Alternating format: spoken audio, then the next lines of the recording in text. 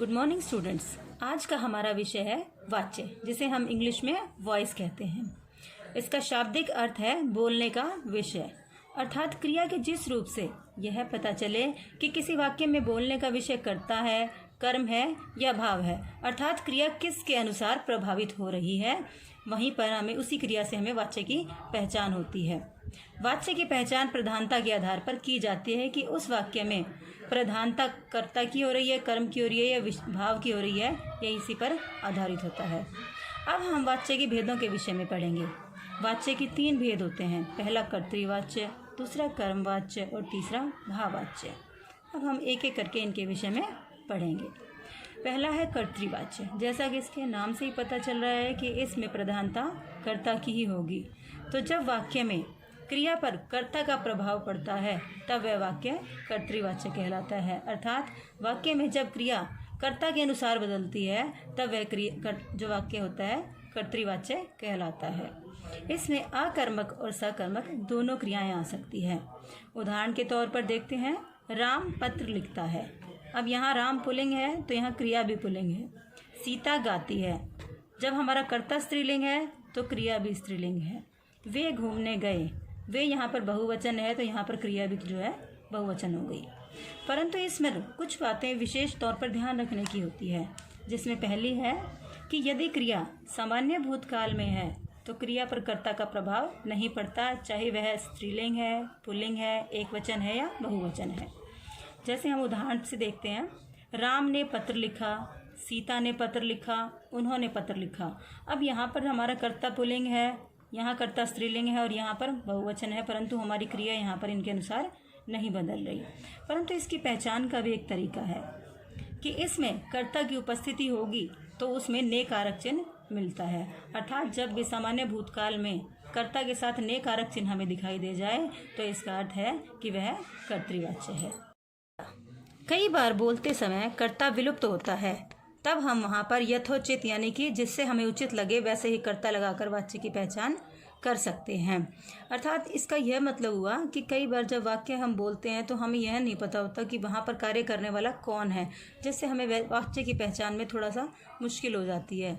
अतः वहाँ पर हम अपनी तरफ से कोई कर्ता लगाकर, क्रिया के अनुसार वहाँ हम कर्ता लगाकर उस वाच्य की पहचान कर सकते हैं। जैसे है पत्र लिखेगा, अब हमें यहाँ नहीं पता कि कौन है पत्र लिखने वाला, तो क्रिया के अनुसार यहाँ पर हम वह कर्ता लगाकर हम इस वाक्य को पूर्ण करके हम इसकी पहचान कर सकते हैं कि यह कर्तृवाच्य है। खाना खाया, हमें नहीं पता किसने खाना खाया, हम यहाँ पर इसके अनुसार उसने लगाकर वाच्य की पहचान पूर्ण कर सकते हैं। दूसरा भेद है कर्मवाच्य। इसके भी नाम से स्पष्ट हो रहा है कि कर्म के आधार पर यहाँ क्रिया परिवर्तित होगी। जब वाक्य में क्रिया पर कर्म का प्रभाव पड़ता है तो वाक्य कर्मवाच्य कहलाता है। परंतु इसमें एक विशेष ध्यान देने योग्य बात है कि इसमें हमेशा क्रिया सदा सकर्मक रहेगी। सकर्मक का अर्थ जहाँ पर हमारा कर्म उपस्थित होगा। कर्मवाच्य बनाते समय कर्ता के साथ से, द्वारा या के द्वारा परसर्ग का प्रयोग किया जाता है, और जब हमारा वाच्य परिवर्तन हो जाएगा तो हमें अंत में जाना क्रिया का यथोचित रूप वहाँ पर लगाना है। अर्थात जब हम वाच्य को परिवर्तित करेंगे, जब हम कर्तृवाच्य से कर्मवाच्य में परिवर्तित करेंगे, तब हमें वहाँ कर्ता के साथ से, के द्वारा और अंत में जाना क्रिया का यथोचित रूप लगाना है। उदाहरण के तौर पर हम देखते हैं, राम के द्वारा पत्र लिखा जाता है। जैसे हमने कर्तृवाच्य में एग्जाम्पल लिया था कि राम पत्र लिखता है, अब वहाँ पर राम करता था, पत्र कर्म है वहाँ, और लिखता है वह क्रिया थी।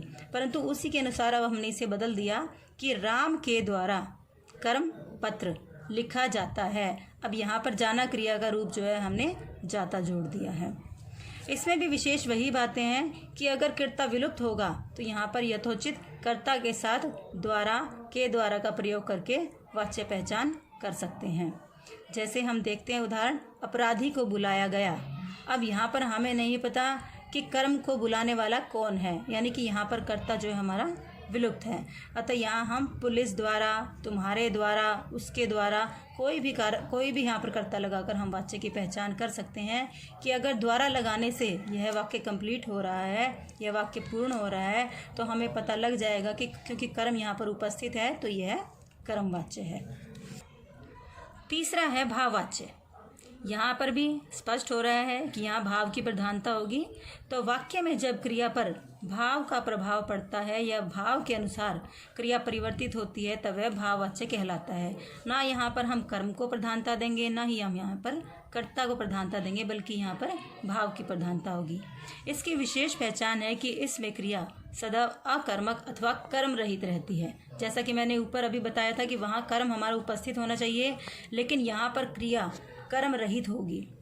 वाच्य परिवर्तन के समय से, द्वारा और के द्वारा के प्रयोग के साथ जाना क्रिया का यथोचित प्रयोग किया जाता है।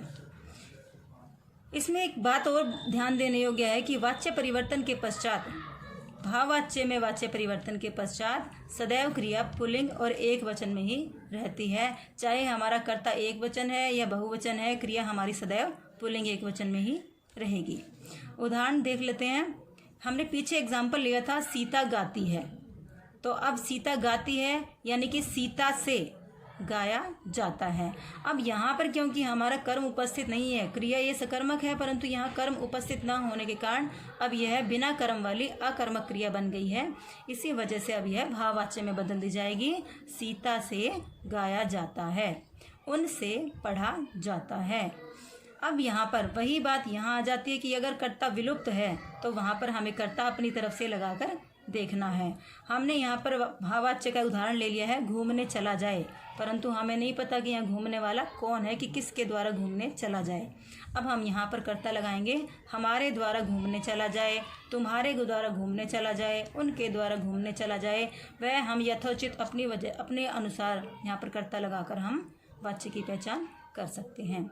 इसमें एक बात और विशेष ध्यान देने वाली है कि जब भी हम किसी भी वाच्य को परिवर्तित करेंगे, चाहे वह कर्तृवाच्य है, चाहे वह कर्मवाच्य है, चाहे वह भाववाच्य है, उसमें जिस काल को हमने पहले लिया हुआ है उसी काल को हम आगे रखेंगे, ना कि उसके काल को बदल देंगे। काल के बदलते ही जो है हमारा वाच्य भी गलत हो जाता है।